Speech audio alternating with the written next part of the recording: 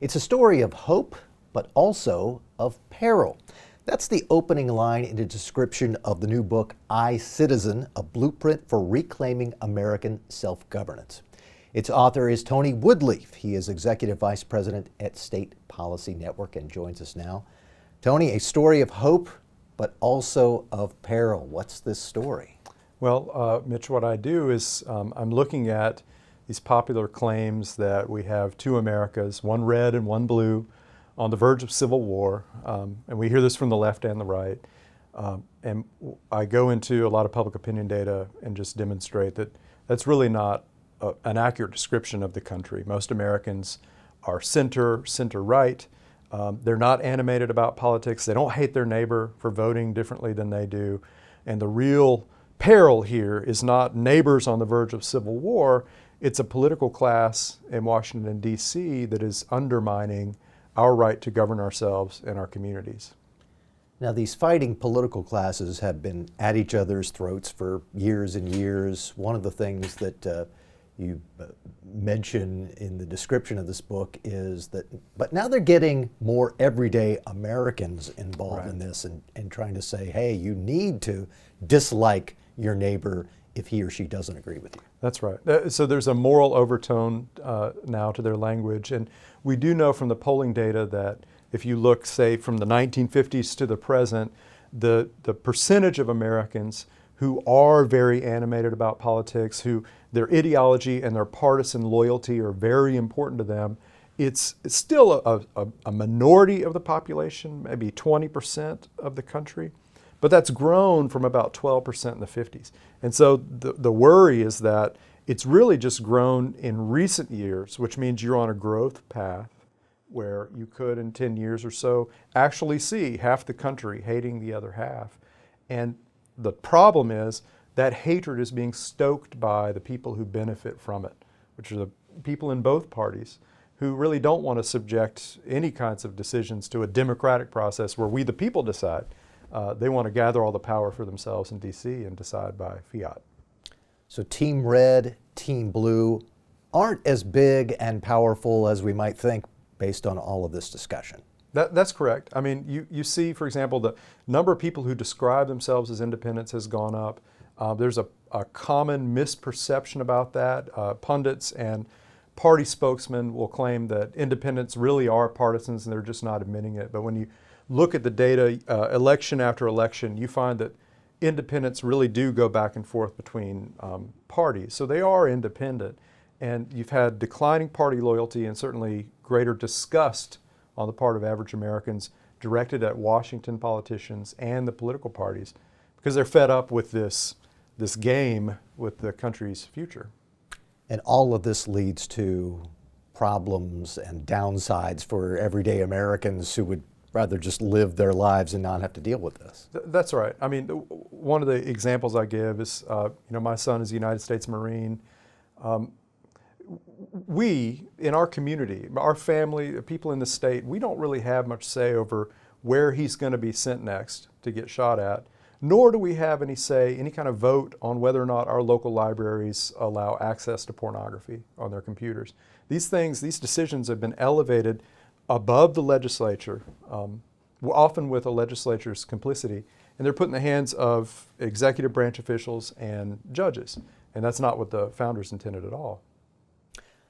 You have some interesting chapter titles in this book, so we're not going to go into intimate detail in each chapter. We don't have time for that, but I do want to throw some chapter titles out and ask what you were thinking.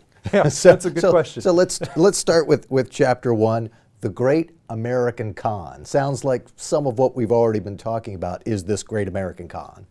Yeah, so what I talk about there is while the story we get from pundits, if you read the papers, you read magazines, you watch cable news, is there's blue America and red America and they have nothing in common and they're opposed and maybe we should just split up because it's not going to work. That's the misdirect, right? That's the story that you hear from the political class. The real story, the real war, is that same group of people, most of them situated in Washington, D.C., they're at war with us, with people in communities. They don't want us to decide things for ourselves, to make decisions in our states and communities. They want to do that themselves in D.C. So they break the legislative process, they elevate the power of the executive branch so you don't need a vote at all, and that suits their interests. All the while, they're claiming that we're the ones who are the problem. We're the ones who are at war with each other. And so that's the con. We're going to get into how you would like to address that a little bit later as we get to some of the later chapters. The second chapter, we're not going to hit all of them, but I do want to hit the second one because you say the American Sphinx, and I thought, is there some sort of riddle involved here? Sure. Well, I'm referring to, that's the chapter where I go into public opinion data. And the point I try to make is that if you rely on polls to tell you the state of the American mind, right, you're not going to learn a whole lot from that. The polls are not going to tell you what people really think. They're going to give you answers to yes/no questions, deliberately dichotomized questions that destroy any possibility of nuance. And so a lot of political scientists will use this polling data to try to prove that Americans don't know anything, they don't care, they have inconsistent beliefs. And then, of course, the subtext is, therefore, we need not listen to them. We can't trust Americans to govern themselves. And so the point I try to make in that chapter and show with data is that there is a consistent American ethos, and most Americans reflect it and do have stable beliefs about how this country should be governed. We're going to leap ahead. One of the later chapters has the interesting title, The Incredible Shrinking Legislature. And I think you've alluded to this, but Congress should be the main policy-making body, and so much has been turned over to the executive. I assume that's where you're going? That's right. And so it's part and parcel when once your political class and political scientists and academics have perpetrated this illusion that Americans don't know anything and can't be trusted to govern themselves, well then you needn't worry about what a legislature thinks because they're representing these people.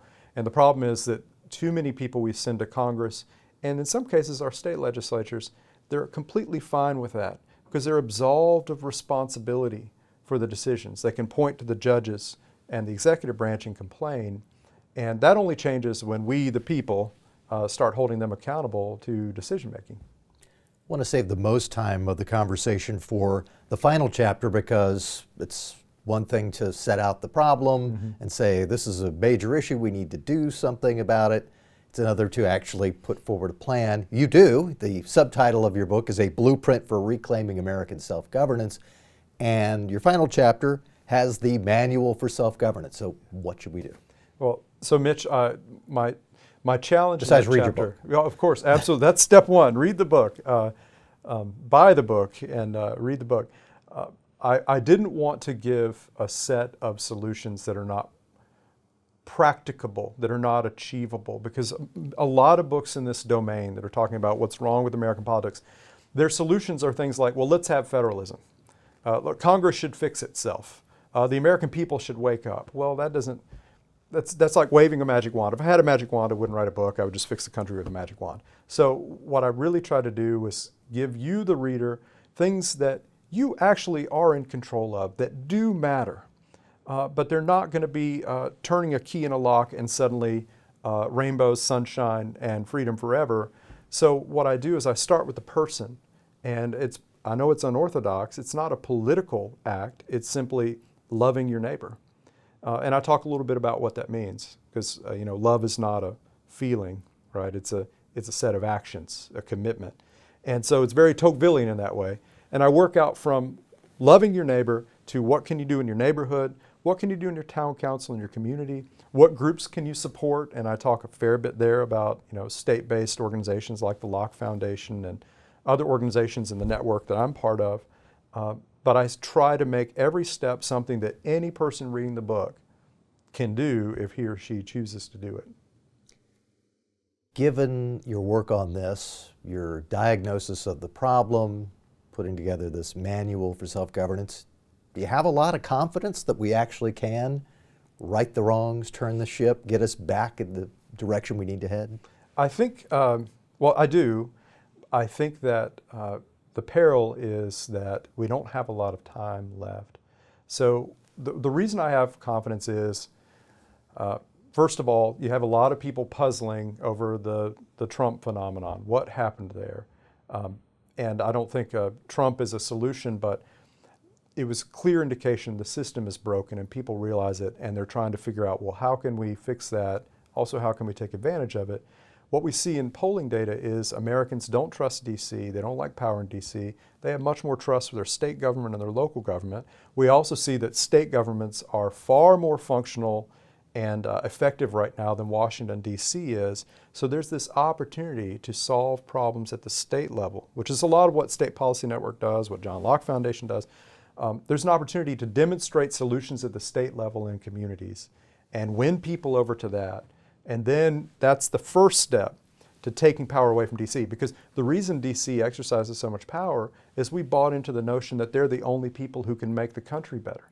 And I think people are waking up to the fact that no, they are the problem. They're making the country worse, and the solutions are closer to home. Well, perhaps some of the solutions you can find in the new book. We've just scratched the surface. You'll have to read the book to find more. Tony, thanks so much for joining us. Thanks for having me. The book, once again, is called I, Citizen, a Blueprint for Reclaiming American Self-Governance. We've been chatting with Tony Woodlief, the author.